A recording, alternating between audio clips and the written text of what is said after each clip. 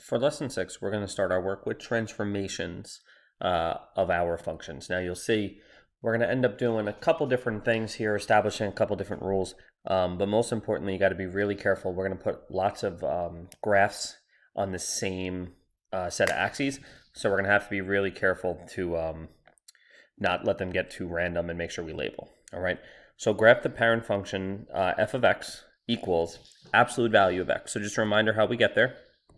So we go y equals, delete anything that you might have in there. Now if you want to do the absolute value of x, easiest way is to go second and then 0. That brings up your catalog. You hit enter. All right, now, and you should have that, especially if you have a newer calculator. So you put in the absolute value of x, you hit the right arrow to get out, and then you hit graph. Okay, now you don't have to copy down the tables for all of these, but you are going to want to look at your table, and you'll see that basically it's just the answer is the positive version of the number you are at. So I want everybody to take a second and graph that as our very original one. Okay. And as you do this, notice our parabolas were all U-shaped at the bottom. Our absolute value makes a V. All right, it is pointed. So I would definitely use something that makes straight lines, like a ruler or the corner of your calculator, maybe. Okay, just something that's going to make nice straight lines. All right. So this is going to be f of x equals the absolute value of x. All right. So that's going to be in my black pen.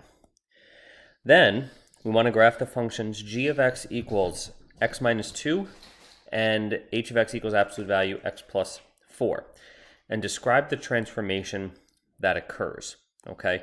So now I'm going to go back to y equals, and I'm going to leave the absolute value of x in my calculator. So then it wanted x minus 2, so second 0, absolute value, x minus 2. Now we want to make sure the whole thing is inside, okay? Older calculator people, you're going to want to do, it'll say ABS, open parentheses. You're going to want to do x minus 2 and then close your parentheses. All right, and then I'm going to go underneath and I'm going to do the same thing, except now I'm going to do absolute value x plus 4. Okay, so I should have the original, I should have the x minus 2 and the x plus 4. So you'll see the blue one is the original one that we graphed. Okay, the red one is x minus 2. Now what happened? It looks like the same exact picture that just got moved to the right 2 spaces. And then the black one is x plus 4, and it looks like from the original it just moved to the left 4 spaces. Okay, so now everybody take a second and graph each of those. All right, this middle column y2 will be x minus 2, and this y3 black column will be x plus 4. All right, so everybody, I would suggest you pause the video and take a second to graph that. So as you see, I have them graphed here. I have my x, shouldn't be a parenthesis, that should be a absolute value. So I have my x minus 2 and I have my x plus 4. Now I did them both in red because these are both our horizontal movements. So from the original, from the black one, how did we get to x minus 2? Well, that shifted every point to the right 2 spaces. All right, so you'll notice every point was shifted to the right 2 spaces. Conversely, how did we get from the original black one to x plus 4? That was shifted to the left 4 spaces. Okay, so every point is shifted to the left 4 spaces when you have x plus 4 inside of your absolute value. Okay, so when you have your stuff inside your absolute value, that is when you get your horizontal movements. All right, now if you look at the bottom, graph the function k of x equals absolute value x plus 3 and j of x equals absolute value x minus 5. Describe the transformation that occurred. Now notice the plus 3 and the minus 5 are outside of the absolute values. So as I go to my calculator here and go back to y equals, I'm going to leave the original, but I'm going to clear out the 2 red ones that I just had, the x minus 2 and x plus 4. So second, 0, absolute value, x. But now we have to get out of it. okay? So we want to make sure now it's going to be x, absolute value x, and then plus 3 afterwards. So it's got to look like that.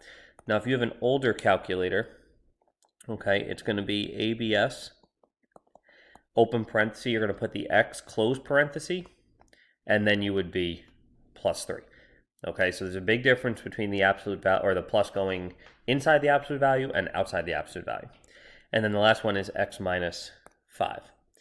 So next one, I'll be absolute value x, get outside, and minus 5. So if I look here, the blue one is still my original. The red one is x plus 3. Well, what happened? It looks like it just bumped everything up 3 spaces. And then the black one is absolute value x and then minus 5. And what happened? Well, it looked like everything just went down 5 spaces. So again, pause the video and take a second to graph those. I know you're going to have a lot on the same graph here, so really make sure that you're staying neat and labeling them correctly. So now if we want to analyze what happened there, well, the absolute value x and then plus 3 outside, that moved everything up 3 spaces. And then j of x, absolute value x, and then minus 5 afterwards, moved everything down 5 spaces. All right, so you can see between these two here, our horizontals are inside, our right and our left.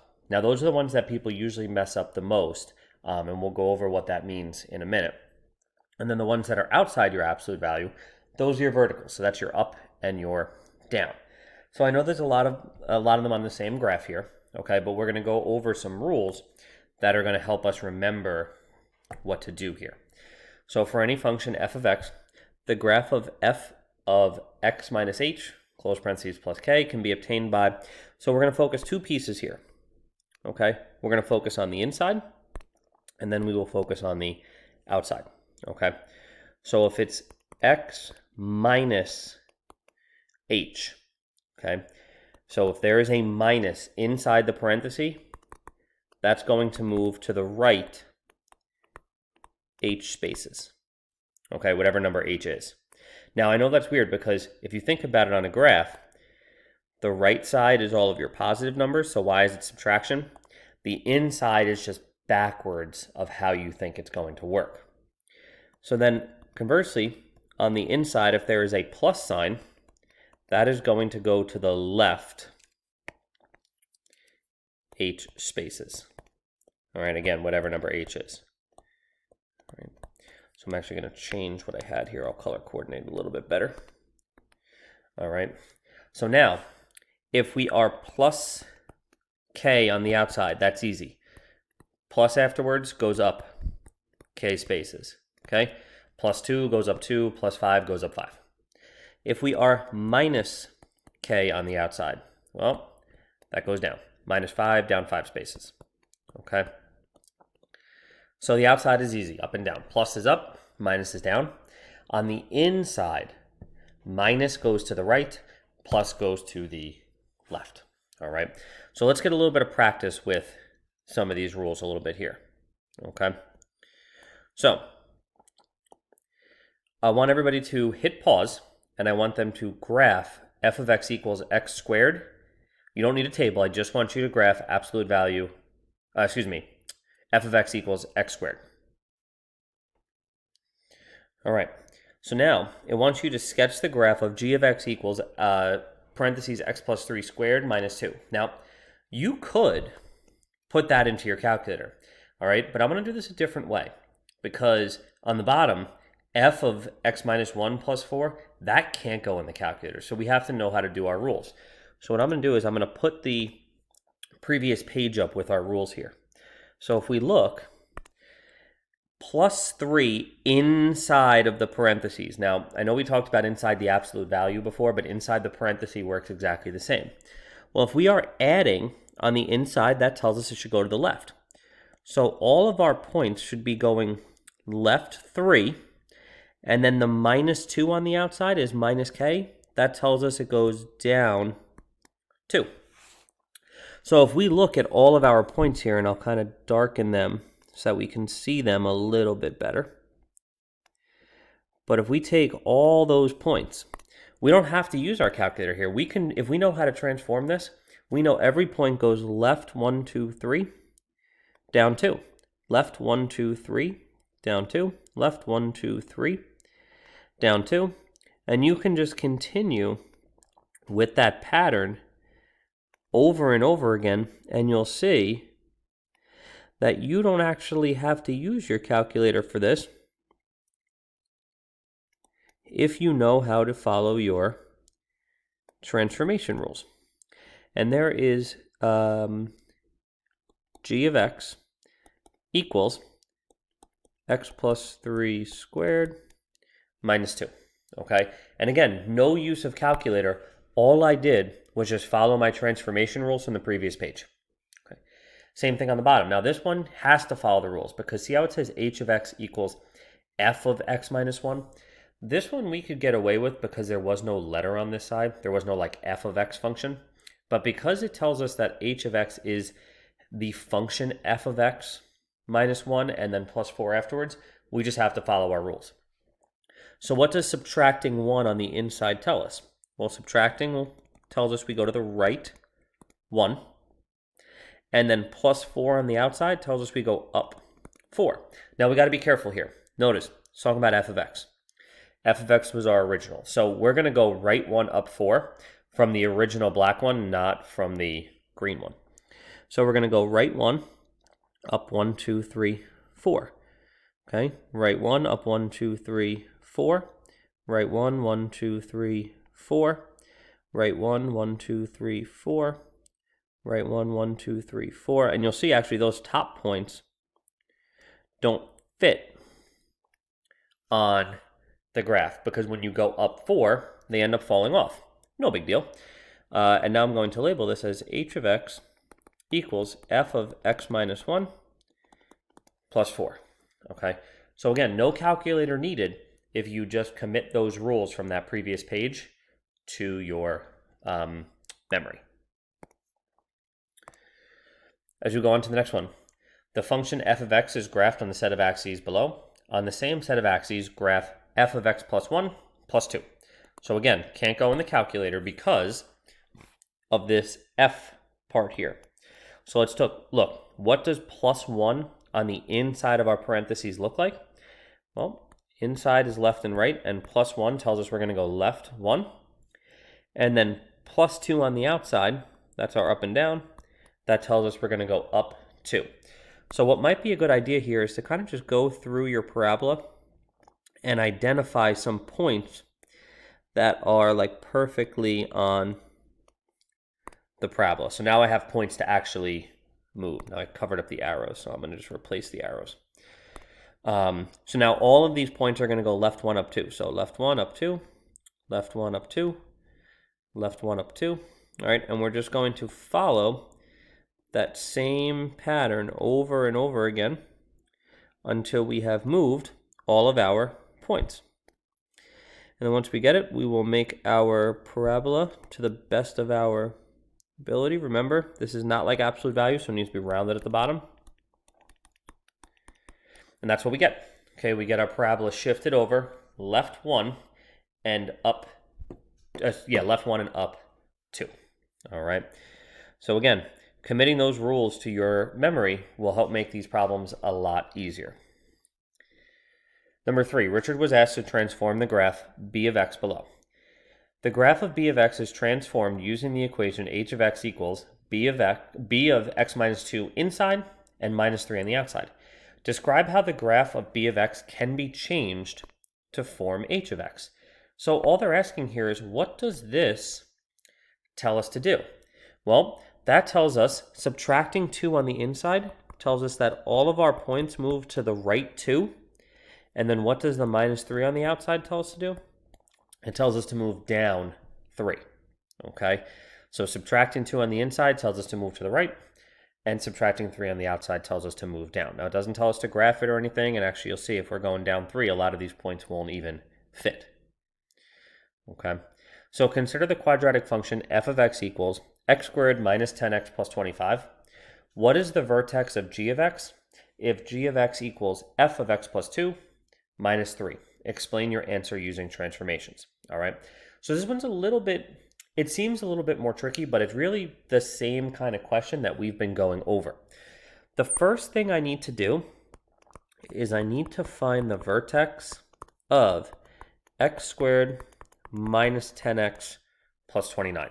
All right, and I'm going to use my calculator to do that because I think that is the easiest. So I don't need any of this other stuff that was in there from before, so we'll get rid of it. So we are x squared minus 10x plus 29, all right? And we'll look at our graph here, and we can see kind of where our vertex is, but remember, we always want to go to our table, and we want to attempt to balance it, right? Same number top of the y as the bottom of the y. Perfect.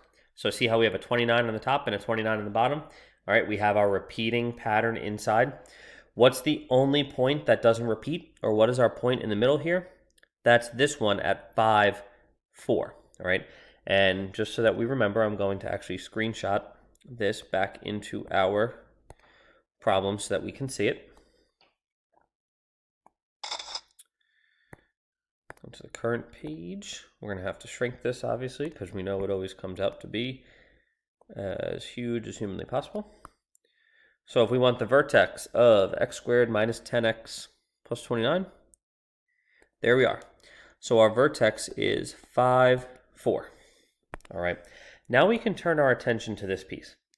G of x is f of x plus 2 minus 3. So if we can figure out the pattern, how all those points are shifted, we could take this point and shift it to find the new vertex. All right. Well, what does this do? Adding 2 on the inside moves everything left 2. And then subtracting 3 on the outside moves everything down 3. So what we want to do is we want to take this point and move it to the left 2 and down 3. Okay, now that might actually help if, what I'm going to do is I'm going to actually take a quick screenshot of our blank graph here so that we have something to work with as best we can. All right, so I'll shrink this so that it's usable size as well. So now, this is approximately the point 1, 2, 3, 4, 5. There's approximately the point 5, 4. So if we go left 2 and down 3, where do we end up at? We end up at the point 3, 1, right? That was left 2 and down 3. So what is going to be the vertex of g of x? It's going to be 3, 1, because g of x told us to take every point from the original and shift it to the left 2 and down 3. So when we shift the vertex of the original one, left 2, down 3, we get to the point 3, 1. So that's going to be our new vertex. And the last one, number 5. The graph y equals f of x is shown below. The graph of h of x can be obtained by translating f of x. Write an equation for h of x in terms of f of x. All right. So first off, we have to figure out, how does f of x get to h of x? So what's the difference between this one on the top here and this one on the bottom? Well, the only difference I see is that it seems like everything was moved down 3. It doesn't seem like there's any sort of horizontal left or right shift. So in my eyes, the only thing that's happening here is that it's being moved down 3. So now if we're going to make something go down 3, that means we're going to end up subtracting after our parentheses. So if we want to write an equation for h of x, so h of x is equal to, now in terms of f of x means h of x equals f of x. We said there's no horizontal movement, so we'll close that parenthesis. And then to signify that it's down 3, after that parenthesis, we will put a minus 3. Okay, so h of x is really just the graph of f of x after you've subtracted 3. Okay, so again, no horizontal movement, so nothing inside the parentheses. If you're going to move down, that puts you at minus 3 on the outside. Okay, now it's really important that for this lesson and for the next one, that you really make sure you understand all of our transformation rules, so that this way you can make a lot of these problems much more simple.